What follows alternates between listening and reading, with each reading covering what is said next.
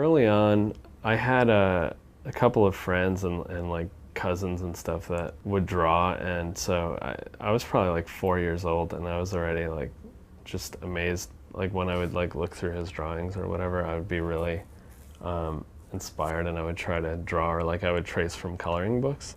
When I discovered comic books, it was around the time, I was like a super nerd as a kid. I still kind of am, but you know, I got into like comics, Dungeons and Dragons, all that stuff like at the same time. And so I wasn't drawing from real life anymore, like still lifes or whatever. It was all like superheroes, dragons. As a kid, I was probably more into games, because comics were still kind of expensive for me. Like I had to travel to like go get the comic books, and like, but the games, every kid on my street had like Atari and stuff, and we just like used to trade the cartridges and stuff.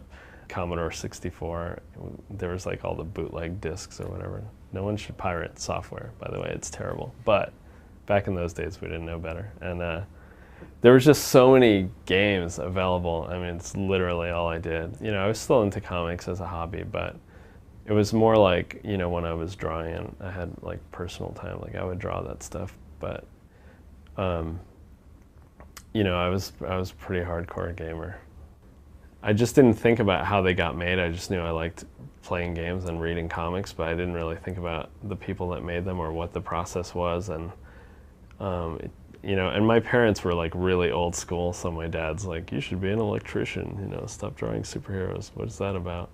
And I kind of agreed with him, you know. I was like, well, it's not really a job. But as the years went on, you know, in high school, I went to the High School of Art and Design. They had an internship program with companies all around New York City. And two of those were Marvel and DC.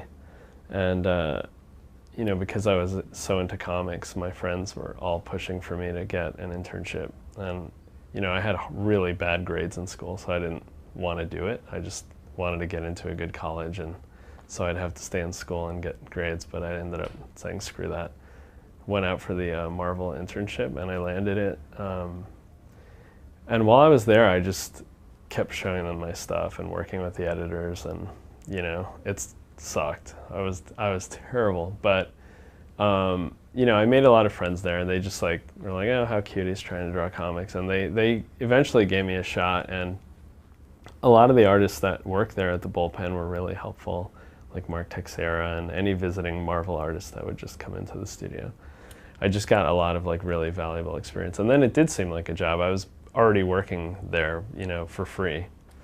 And it didn't take that long to like get hired on as a paying job. And at that point I was just like, okay, I guess this is what I'm gonna do. This is cool. And then after that, you know, I just started landing better and better gigs, and I was a notoriously like avid gamer, and it even got out whenever books I was working on would be late. They'd say like, oh, Joe's playing video games, that's why. Final Fantasy, you know, 8 just came out, so that's why the book's late or whatever.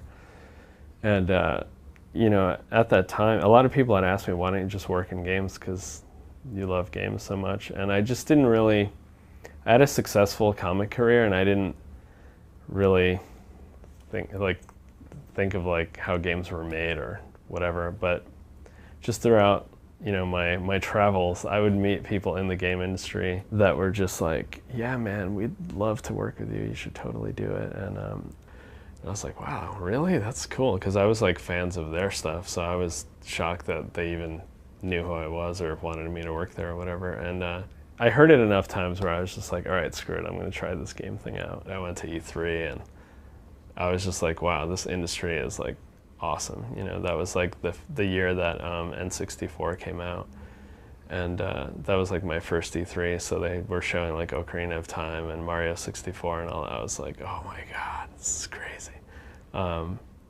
And yeah, at that point I was just like, yeah, this is what I want to do.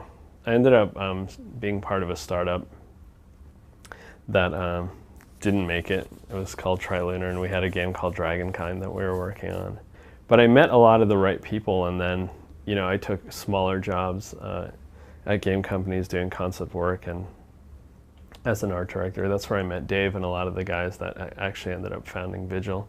It's just weird. It's a small world, and they all went their separate ways, and we all came back together at NCSoft. at some point we were just like, hey, let's start our own thing, and we knew we wanted to do like a console action adventure with RPG elements, and we were like thinking about what the right IP would be. And at that time, games were just a little darker and a little grittier, and I don't know, for whatever reason, out of all the ideas we had brainstormed, the Four Horsemen of the Apocalypse just like got everyone all excited, and we started fleshing that out on our own. And then luckily THQ picked us up because we were pretty much out of money and time, and we were just like, oh God, we're never going to get this game done. And THQ just came in at just the right time, and they loved it, and they wanted to make the game that we were already working on, which is awesome.